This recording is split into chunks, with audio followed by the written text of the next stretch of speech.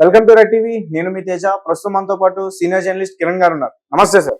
నమస్తే తేజ. సో కూటమి గవర్నమెంట్ లో గొడవలు అయితే జరుగుతున్నాయి, మనందరికీ తెలిసిందే. గత 3 రోజుల నుంచి కూడా లోకేష్ గారికి డిప్యూటీ సీఎం పదవి ఎందుకు ఇవ్వకూడదు, ఆయనకి ఏం తక్కువ అని విధంగా చర్చలు అయితే బాగా జోరుగా సాగుతున్నాయి. దీనికి సంబంధించి ఒక పక్క టీడీపీ నేతలు కానీ, ఒక పక్క జనసేన నేతలు కానీ వాళ్ళ అభిప్రాయాలు అయితే తెలియపరిచారు. మరొక పక్క ఏంటంటే అక్కడ ప్రధాన ప్రతిపక్షం కాకపోయినా ఒక పార్టీ కొన్ని మాటలైతే అన్నది. ఇదంతా కూడా వాళ్ళు కావాలనే చేస్తున్నారు, తెలిసే చేస్తున్నారు. ఇదంతా పొలిటికల్ డ్రామా. ప్రజలకి ఇచ్చిన హామీలు, ప్రజలకి ఏదైతే చెప్పిన పథకాలు, వాటన్నిటి నుంచి కూడా డైవర్ట్ చేయడానికి ఇలా పొలిటికల్ స్టంట్లు వేస్తున్నారని ఒక మాటలైతే కొన్ని వస్తున్నాయి. సో దానికి సంబంధించి మీరేం చెప్తారు? అంటే వాళ్ళకి ఫైనల్ గా అర్థమైంది, అయితే ఎర్ర పుష్పాలు అయ్యాము, వాళ్ళు ఒకటే, మనమే చివరికి ఎర్ర పుష్పాలు అయ్యాము అని చివరికి వాళ్ళకి అర్థమైనట్టుంది. అందుకే బాధా తప్త హృదయంతో ఈ మాటలు అంటున్నారు. సో ఇక్కడ మనం ఆలోచించాల్సింది ఏంటంటే, మరి వాళ్ళు మాటలు అనుకుంటున్నప్పుడు మధ్యలో మీరెందుకు అగ్గికి ఆజ్యం పోసినట్టుగా మీరెందుకు ఇన్వాల్వ్ అయ్యారు? అనేక మంది అంబటి రాంబాబు అని ఇంకొకళ్ళని పవన్ కళ్యాణ్ పట్ల అవ్యాజమైన ప్రేమను ప్రదర్శిస్తూ పవన్ కళ్యాణ్ తోపు తురుము అని చెప్పి ఇప్పుడు గుర్తొచ్చిందా మీకు? తోపు తురుము అని పవన్ కళ్యాణ్ గారు ఇంతకుముందు వరకు ఏం చేశారు? అసెంబ్లీ గేటు కూడా తాకనివ్వమని ఒక ఆవిడ, ఇంట్రుగా కూడా వేయగలేమని ఒక ఆయన. ఈ పిచ్చి ప్రేలాపనలు పేలినప్పుడు మీరు గుర్తురాలేదా పవన్ కళ్యాణ్ గొప్పతనం? ఇవ్వాలంటున్నారు, అయ్యా పవన్ కళ్యాణ్ చాలా గొప్పోడు అన్నయ్య, చిరంజీవి అన్నయ్య పవన్ కళ్యాణ్ చాలా గొప్పోడు అని చెప్తున్నాడు ఇవాళ అంబటి రాంబాబు. తర్వాత రోజా సంగతి ఏంటి? తర్వాత ఆ మార్గాని భరత్ ఏమంటున్నాడు? పవన్ కళ్యాణ్ దయ వల్ల మీరు తెలుగుదేశం పార్టీ గెలిచింది అంటున్నాడు. సో ఇంతకుముందు గుర్తురాలేదా మార్గాని భరత్కి? నేను కూడా పెద్ద హీరో తోపు అన్నాడుగా, నేను కూడా సినిమా యాక్టర్నే, నాకు కూడా చాలా మంది ఫ్యాన్స్ ఉన్నారు అన్నాడుగా. మరి ఆ రోజు పవన్ కళ్యాణ్ గారిని విమర్శిస్తున్నప్పుడు 4 పెళ్లిళ్ళు అని చెప్పేసి వాళ్ళ అధినేత మాట్లాడుతున్నప్పుడు, వీళ్ళు మాట్లాడుతున్నప్పుడు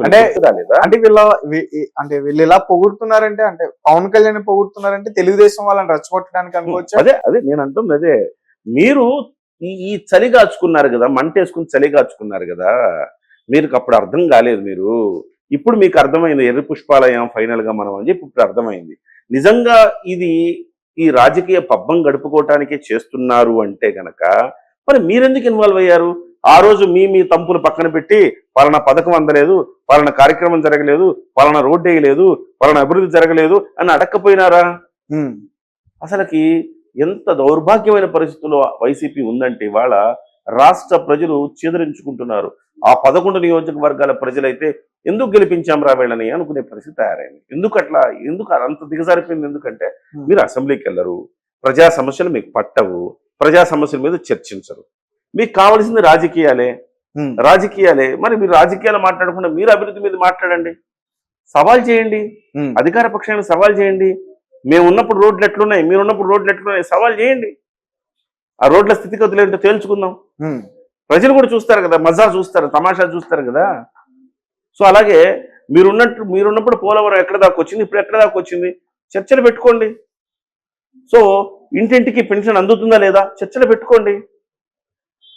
చాలా పెన్షన్లు తీసేశారంటారు జగన్మోహన్ రెడ్డి గారు. అదేమంటే అవును, పెన్షన్లు తీసేశారంటే అనర్హులందరికీ మీరు పెన్షన్లు, మీ కార్యకర్తలందరికీ మీరు పెన్షన్లు ఇచ్చుకుంటే పెన్షన్లు తీసేకి ఏం చేయాలి?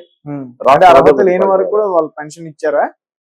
అసలు అర్హత లేని వాళ్ళకి అనేక మందికి వాళ్ళ జాబితాలో పెన్షన్ ఇస్తున్నారు. ఒక్కొక్కడికి ఎంతంత ఉంటే వెనక ఆస్తులు ఉంటాయి, వాడికి అసలు వయసు ఉంటే చాలు పెన్షన్ జాబితాలు చేర్చు. వైసీపీ కార్యకర్త పెన్షన్ జాబితాలు చేర్చు, 3000 రూపాయలు తీసుకో. సో ఆ రకంగా వైసీపీ చేసిన దుర్మార్గాలు ఇవాళ మీ పథకాల్లో కూడా డొల్లతనం ఎక్కువ, పథకాల్లో కూడా లీకేజీలు ఎక్కువ అయితే ఏమవుతుంది? రాష్ట్ర ప్రభుత్వానికి తడిచి భారం అవదు. కాబట్టి ఈ పరిస్థితుల్లో రాష్ట్ర ప్రభుత్వం ఎవరు నిజమైన అర్హులు కొందరు కొత్తగా ఇస్తోంది, అర్హులు కాని వాళ్ళని తీసేస్తోంది. సో ఈ రకంగా చేసుకుంటేనే కదా ప్రభుత్వం ఆ మాత్రం పొదుపు ఉండాలి కదా. కుటుంబం నడవాలన్నా, ఒక రాష్ట్రం నడవాలన్నా ఆ పొదుపు ఉండాలి కదా. ఎక్కడ వేస్టేజ్ అవుతుంది చూసుకోవాలి కదా. వేస్టేజ్ని అరికెట్టే ఒక ప్రయత్నంలో భాగంగా కొన్ని తీసేశారు. సో చర్చకు పెట్టండి. అలాగే 1వ తారీఖు పెన్షన్ అందుతుంది, జీతాలు మీ హయాంలో 1వ తారీఖు వచ్చినాయి, వీళ్ళ హయాంలో 1వ తారీఖు వచ్చినాయి, చర్చ పెట్టండి. ఇవన్నీ మానేసి మీరెందుకు చలిగాచుకున్నారు వెళ్ళి? ఇప్పుడు మళ్ళీ దాంట్లో ఏమేమి మాట్లాడుతున్నారు? మార్గాని భరత్, అంబటి రాంబాబు వీళ్ళందరూ మాట్లాడుతున్నారు కదా, పవన్ కళ్యాణ్ గొప్ప అంటే ఒక రకంగా జన సైనికులు రెచ్చగొట్టి తర్వాత వీళ్ళతో కూడా మాట్లాడించి వాళ్ళతో మాట్లాడించి ఇద్దరి మధ్య తంపులు అయితే మనం తమాషా చూద్దాము, మనం హ్యాపీగా ఇద్దరు Elections హ్యాపీగా ముందు- ఉందామనే కదా. ఎలక్షన్స్ ముందు కూడా ఇదే రకమైన పరిస్థితి ఉన్నట్టుంది కదా సార్. ఎప్పటి నుంచో తెలుగుదేశం జనసేన కలవకూడదని శతదా ప్రయత్నం చేశారు, కలవనివ్వలేదు. చివరికి కలిశారు. కలిస్తే ఏం జరుగుతుందో వాళ్ళకి తెలుసు. కలిస్తే ఏం జరుగుతుందో చాలా స్పష్టత ఉంది. కలవకూడదు అని చెప్పేసి చాలా ప్రయత్నం చేశారు, అవన్నీ వర్కౌట్ అవ్వాల. ఎందుకు వర్కౌట్ అవ్వాలా? పవన్ కళ్యాణ్ అని ఒక వ్యక్తి ఎక్కడ తగ్గాలో తెలిసిన వ్యక్తి కాబట్టి ప్రతి చోట తానే తగ్గుతూ వ్యవస్థని నెగ్గిస్తూ, కూటమిని నెగ్గిస్తూ ఇవాళ నిజంగానే కూటమి విజయ దుందుపిచ్చే మోగించడానికి కారణభూతులయ్యాడు. ఇవాళ వాళ్ళు చూపించే ప్రేమ, పవన్ కళ్యాణ్ పట్ల చూపించే ప్రేమ, పాపం నిజంగా ప్రేమ చూపిస్తారని అనుకుంటారని వాళ్ళు అనుకుని ఆ రకంగా భ్రమపడి చేస్తున్నారు. ప్రజలందరూ మీ దొంగ ప్రేమలు, కపట నాటకాలు ప్రజలందరూ గుర్తించారు. కనీసం ఇప్పటికైనా వైఎస్ఆర్సీపీ చేయాల్సింది ఏంటి? నిజమైన ప్రతిపక్షం ఉండాల్సిన అవసరం ఉంది తేజ.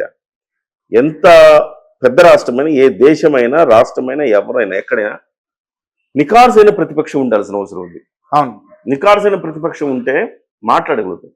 ఇవాళ వాళ్ళకి మాట్లాడటానికి అవకాశం ఇవ్వట్లేదు ఈ ప్రభుత్వం. అది వాళ్ళ బాధ. తిరుమల వెళ్తే 6 చనిపోతే తిట్టడానికి అవకాశమే లేదే.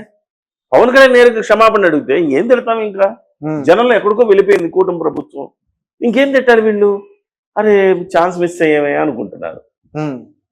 పబ్లిసిటీ మిస్ అయ్యారా? పబ్లిసిటీ మిస్ అయ్యారు, ఛాన్స్ మిస్ అయ్యారు. ఏమన్నా మనం అడుగుదామంటే అన్ని వాళ్ళే చేస్తున్నారు, వాళ్ళలో వాళ్ళే తిట్టేసుకుంటున్నారు.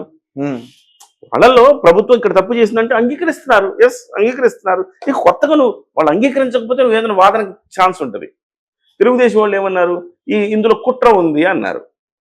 ఈ 6 చనిపోవడంలో కుట్ర ఉంది వైసీపీది అన్నారు. వైసీపీది కుట్ర ఉందనగానే వీళ్ళకి ఊపిరి లేసి వచ్చింది. ఆహా, మనల్ని అంటున్నారు కదా, ఇప్పుడు మనం కరెక్ట్గా మాట్లాడచ్చు, సో ఇప్పుడు దీన్ని రాజకీయంగా మలచచ్చు అని వీళ్ళు ప్రయత్నం చేసే లోపే పవన్ కళ్యాణ్ గారు వాళ్ళ ఆశల మీద నీళ్లు పోసి మా తప్పున్నా లేకపోయినా ప్రత్యక్షంగానైనా పరోక్షంగానైనా ఈ ప్రభుత్వం బాధ్యత తీసుకోవాల్సి వస్తుంది, సారీ చెప్పాడు. ఇంకేముంటుంది? సౌండ్ పోయింది వాళ్ళకి. సో ఇవాళ పవన్ కళ్యాణ్ గారు మొదటి రోజు చెప్పాడు, ప్రభుత్వంలో ఎంటర్ కాకముందే మనం 21 సీట్లు, తెలుగుదేశం తర్వాత అతిపెద్ద పక్షం మనమే, మనం అధికారంతో పాటు ప్రతిపక్ష పాత్ర కూడా పోషించాలి. ప్రతిపక్ష పాత్ర పోషించడంలో వైసీపీ ఫెయిల్ అవుతుంది కాబట్టి ఆ పాత్ర కూడా మనమే పోషించాలి. ప్రజల తరపున మనల్ని మనమే ప్రశ్నించుకుందాం, డెఫినెట్ గా మంచి రిజల్ట్స్ తెద్దామని చెప్పేసి ఒక స్లోగన్ ఇచ్చాడు ఆయన. అందులో భాగంగా ఇవాళ అన్ని కూడా జరుగుతా ఉన్నాయి. ఇవాళ ప్రతి అంశంలో ప్రశ్న, అందులో భాగంగానే హోమ్ మినిస్టర్ తో మాట్లాడడం గానీ, అంటే ఒక సిచ్యువేషన్ జరిగినప్పుడు డెఫినెట్ గా పిలిపించడం గానీ, తిరుపతి ఇష్యూ గానీ, ఇష్యూ గానీ ఇప్పుడు మీకు ఉంది తేజ. అదే కనుక పవన్ కళ్యాణ్ గారే మాట్లాడారు. మాట్లాడిన తర్వాత ఇప్పుడు నువ్వు నేను ప్రశ్నించాలనుకో, ఈ ప్రభుత్వాన్ని ప్రశ్నించాలనుకున్నావు, మనం ఇంకేం ప్రశ్నిస్తాంలే, ఆల్రెడీ పవన్ కళ్యాణ్ ప్రశ్నించాడు, మొత్తం సెటరైట్ అవుతుంది వ్యవస్థ అనుకుంటాం. ప్రతిపక్షం మాట్లాడింది అనుకో, మనం ఏమనుకుంటాం, చాలే వాళ్ళనే కరెక్ట్ చేసుకుంటున్నారు కదా, మళ్ళీ నువ్వు వచ్చి రాజకీయం చేయకు అంటాం.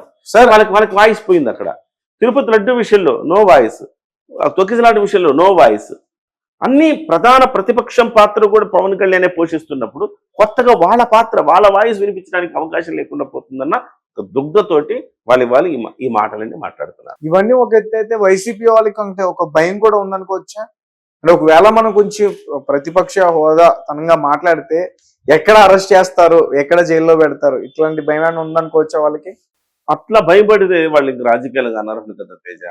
ఇప్పుడు ప్రజల పక్షాన్ని నువ్వు మాట్లాడితే అరెస్ట్ చేస్తారంటే, ఇక మీ ప్రభుత్వంలో ఎంతమంది మాట్లాడారు, మీరు అరెస్టులు చేశారు, కానీ భయపడ్డారా కూటమి నాయకులు? భయపడలేదు. విశాఖపట్నం వెళ్తే ఎంత గందరగోళం సృష్టించావు మీరు.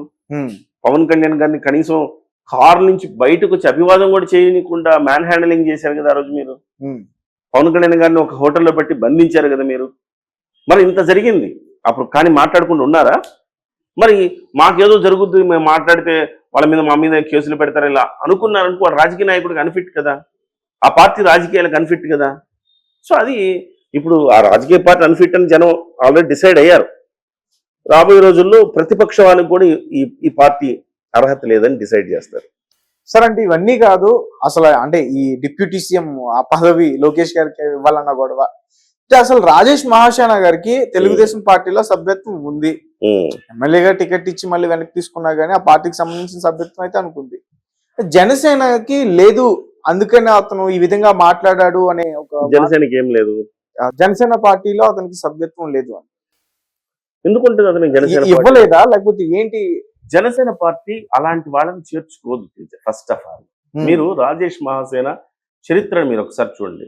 అతని పర్సనల్ డీటెయిల్స్ లోకి వెళ్ళండి. నా యొక్క సిద్ధాంతాలకు కూటమిలో ఉన్న వాళ్ళే కదా సార్. అదే వినండి చెప్తున్నా.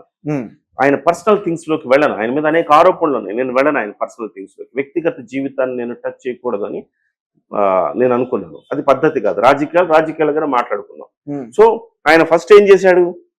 తెలుగుదేశం పార్టీని బండబూతులు తిట్టాడు, జనసేన పార్టీని బండబూతులు తిట్టాడు, జగన్ పక్షాన చేరాడు, జగన్ అధికారంలోకి వచ్చాడు. అవును, అధికారంలోకి వచ్చిన తర్వాత నాకు అది కావాలి ఇది కావాలని గొంతెమ్మ కోరికలు కోరాడు. జగన్మోహన్ రెడ్డి నువ్వు చేసిన పనికి ఇదే చాలు అని చెప్పి ఇవ్వాల్సింది ఇచ్చాడు.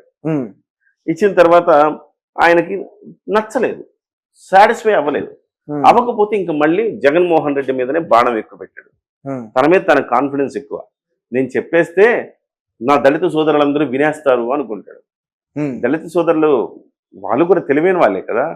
ఇవాళ ఈ దేశంలో ఎస్పెషల్లీ మన రాష్ట్రాల్లో ఎంటర్‌ప్రెన్యూర్‌షిప్ లో దళితులు అగ్రభాగాన ఉన్నారు. ఓకే.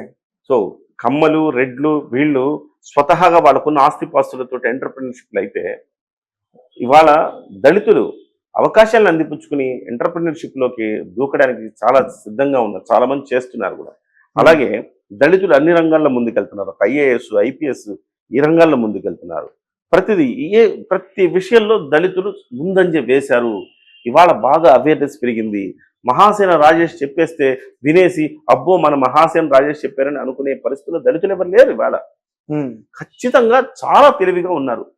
తమకేం కావాలో తాము చాలా స్పష్టంగా నిర్దేశించుకోగలుగుతున్నారు. ఆ క్రమంలో తానేమంటాడంటే 17% మంది దళిత సోదరులు ఉన్నారు, వీళ్ళందరూ కూడా నా వెనకున్నారు అని భావిస్తాను. వీళ్ళందరూ నా వెనకున్నారు, నేనేం చెప్తే చేస్తాను అనుకుంటాను. అందుకే మీరు కూటమి ప్రభుత్వం పోటీ చేస్తున్న క్రమంలో ఆయన ఏమన్నారు? నా వెనక 15% ఓట్లు ఉన్నాయి, నేను చెప్తే 15% మంది వింటారు. పవన్ కళ్యాణ్కి ఆ స్థాయిలో కూడా ఓట్లు లేవు. లాస్ట్ టైం ఆయనకు వచ్చింది 6%. నేను చెప్తే 15% మంది ప్రభావితం అవుతారు. నేను కావాలో పవన్ కళ్యాణ్ కావాలో తేల్చుకున్న రీతిలో తెలుగుదేశానికి అల్టిమేటం జారీ చేశాడు ఆయన. సో అలాంటి వ్యక్తి తనను తాను చాలా గొప్పగా ఊహించుకుంటాడు. మనం టీవీ ముందు నిలబడి, కెమెరా ముందు నిలబడి 4 వీడియోలు చేసేస్తే అన్నా నువ్వు వీడియోలు బాగా చేస్తున్నావు అంటే నువ్వు గొప్ప నాయకుడు అయిపోతావా? అవలేవు కదా. నాయకుడికి ఉండాల్సిన లక్షణాలు వేరు కదా. నేను బాగా పాపులర్ అయిపోయాను నాయకుడు అవుతానంటే కుదరదు. నువ్వు ఎలాంటి నాయకుడు? నీకు ఎలాంటి నాయకత్వంలో నీ క్యారెక్టర్ ఏంటి? రాజకీయాల్లో నీ క్యారెక్టర్ ఏంటి? జనం అబ్జర్వ్ చేస్తున్నారు. ఆ రోజు జగన్మోహన్ రెడ్డి, ఆ రోజు తెలుగుదేశం పార్టీని, జనసేన పార్టీని తిట్టి నువ్వు జగన్మోహన్ రెడ్డి దగ్గర అయ్యావు. జగన్మోహన్ రెడ్డితో తేడా వచ్చిందని జగన్ను తిట్టి మళ్ళీ తెలుగుదేశం పార్టీ, జనసేనకి దగ్గర అవ్వాలని ప్రయత్నం చేశావు. జనసేన పార్టీలో ముఖ్యంగా పవన్ కళ్యాణ్ గారు ఫోటోలు పెట్టి, కటౌట్లు పెట్టి, ముద్దులు పెట్టి నన్ను క్షమించండి అని చెప్పి జనసేన పార్టీలోకి రావాలనుకున్నారు. కానీ పవన్ కళ్యాణ్ గారికి ఎవరు ఏంటనేది ఆయన చాలా క్షుణ్ణంగా అధ్యయనం చేస్తాడు.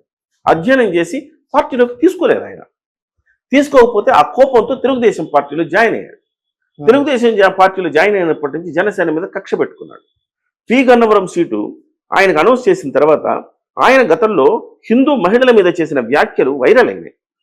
హిందూ మహిళల్ని ఈ రకంగా అన్నారు, హిందూ దేవతని ఈ రకంగా. టీడీపీ వాళ్ళు ఇచ్చినా గానీ చాలా మంది టీడీపీ వాళ్ళే అతనికి వ్యతిరేకత చూపించారు. టీడీపీ వాళ్ళే వ్యతిరేకమయ్యారు. వ్యతిరేకమైతే అతని సీట్ పోయింది. పోతే ఆ సీటు తెలుగుదేశం పార్టీ తీసుకోకుండా తెలివిగా ఈయన కట్టబెట్టింది, జనసేన కట్టబెట్టింది. తెలుగుదేశం పార్టీ వ్యూహాత్మకంగా ఇచ్చింది. ఆ సీట్లో మళ్ళీ మరొక తెలుగుదేశం వాళ్ళని నిలబెట్టడం కంటే జనసేన నిలబెట్టడం జనసేనకి ఇచ్చేసింది ఆ సీటు. తన సీటును జనసేన తీసుకుందని జనసేన మీద మరింత కోపం, దుగ్ధతో రగిలిపోతా ఉన్నాడు. రగిలిపోయి కూటమి ధర్మాన్ని విస్మరించి కూటమిలో ఈ పార్టీని ఓడించే బీజేపీని, జనసేనను ఓడించండి అని పిలుపునిచ్చాడు. ఒక్క సీట్లో కూడా గెలిపించడం చూస్తున్నాడని చెప్పారు. ఏమీ చేయలేకపోయాడు. ఆయన ప్రభావం ఎంతో తేటతెల్లమైపోయింది. 21 స్థానాలు 20 స్థానాలు జనసేన పార్టీ గెలిచింది. ఒక్కచోట అట్లీస్ట్ పి గన్నవరంలో ఓడించగలిగాడా? ఒక్కచోట ఓడించలేకపోయాడు కదా సార్. అంటే ఒక్కొక్క టైంలో అతని మీద ఎవరో దాడి చేస్తే పవన్ కళ్యాణ్ గారు డైరెక్ట్ గా కాల్ చేసి పవన్ కళ్యాణ్ గారు అతని మీద దాడి చేస్తే పవన్ కళ్యాణ్ గారు ఆ రోజు పవన్ కళ్యాణ్ గారికి చాలా మద్దతుగా మాట్లాడుతున్న క్రమంలో పవన్ కళ్యాణ్ గారు మన కోసం మద్దతుగా మాట్లాడుతున్నారు, వాళ్ళ మీద దాడి జరిగిందని ఫోన్లో మాట్లాడాడు. ఫోన్లో మాట్లాడినంత మాత్రాన మీరు గొప్పవాళ్ళు అయిపోరు కదా. పవన్ కళ్యాణ్ గారు అన్ని క్యారెక్టర్ మొత్తం సెట్ చేసుకున్నాడు. ఆయన పార్టీలోకి తీసుకోవాలంటే సచ్యులుడై ఉండాలి, సమాజం పట్ల ప్రేమ ఉండాలి, ఈ సంఘం పట్ల మీకు నిబద్ధత ఉండాలి, అవసరమైతే మీరు త్యాగం చేసి సమాజానికి ఎంతో కొంత చేయగలిగిన నిబద్ధత కలిగిన వాళ్ళనే తీసుకుంటాడు. ఓకే. రాజేష్లో కనపడలేదు ఆయనకి, తిరిగి తీసుకున్నారు. ఏం చేశాడు రాజేష్ ఇప్పుడు తెలుగుదేశం పార్టీలో ఉండి? తెలుగుదేశం పార్టీలో ఉండి నెంబర్ 1 మిస్టేక్ జనసేన పార్టీని ఓడించమని పిలుపునివ్వటం. ఆ రోజే తెలుగుదేశం పార్టీ యాక్షన్ తీసుకోవాలి, కానీ తెలుగుదేశం పార్టీ యాక్షన్ తీసుకోవాలా. తీసుకోకపోక గిఫ్ట్ తిరిగి ఇంకొక గిఫ్ట్ ఇచ్చి కూర్చోబెట్టింది అక్కడ. ఇక్కడ వాళ్ళ మంగళగిరి కేంద్ర కార్యాలయంలో కూర్చోబెట్టి ప్రెస్ మీట్ పెట్టించింది. అంటే ఏంటి అర్థం? అంటే ఏంటి ఆ రోజు ప్రెస్ మీట్ లో రాజేష్ మహాసేన్ ఏం మాట్లాడాడు? అంటే ఆ రోజు వేరే విషయం మీద మాట్లాడించింది, అంటే దీనికి సంబంధం లేదు, వేరే విషయం మీద. అంటే నేనేమంటానంటే, మీరు కూటమికి నష్టం చేసిన వ్యక్తిని తీసుకొచ్చి మీరు పార్టీ ఆఫీసులో కూర్చోబెట్టి ప్రెస్ మీట్ పెట్టించడం కరెక్ట్ కాదు. నైతికంగా మీరు తప్పు చేస్తున్నారు తెలుగుదేశం పార్టీ వాళ్ళని చెప్పాను ఆ రోజు కూడా నేను. ఇవాళ ఇంకొక అడుగు ముందుకేసి ఏం చేశాడు? ఈ మొత్తం గందరగోళానికి కారణమయ్యాడు. మరి మీరు చర్యలు తీసుకోరా? తప్పు మీద తప్పు, తప్పు మీద తప్పు అతను చేస్తూ ఈ రోజు అతను మాట్లాడిన దాని వల్ల ఎవరు ఎక్కువ ఎవరు తక్కువ ఏంటి ఎవరు అంతే కదా, స్థానం ఎలాంటిది అనేది చర్చలకి దారితీస్తుంది. ఇప్పుడు తాత్కాలికంగా సమస్య తగ్గి ఉండొచ్చు, సమస్యను తీసుకెళ్లి కోల్డ్ స్టోరేజ్ లో పెట్టి ఉండొచ్చు తాత్కాలికంగా, కానీ ఎప్పటికైనా కానీ మనసుల్లో ఎక్కేసిందిగా. ఎప్పటికైనా తెలుగుదేశం పార్టీ మా నాయకుడికి థ్రెట్టే, మా నాయకుడిని డైల్యూట్ చేయడానికి ట్రై చేస్తుందని వాళ్ళు, లేదు జనసేన వాళ్ళు ఎప్పటికైనా